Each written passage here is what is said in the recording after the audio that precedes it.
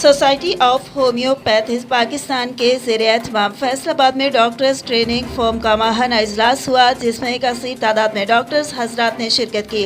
इस मौके पर गुफ्तगू करते हुए मुकर्ररीन और हाजरीन का कहना था कि वो सोसाइटी ऑफ होम्योपैथिस्ट पाकिस्तान के सदर डॉक्टर मोहम्मद ज़ुबैर कुरैशी के बहुत मशकूर हैं, जिनके खुसूसी तावन से इन प्रोग्राम्स का बाकायदा इनेकाद मुमकिन हो रहा है।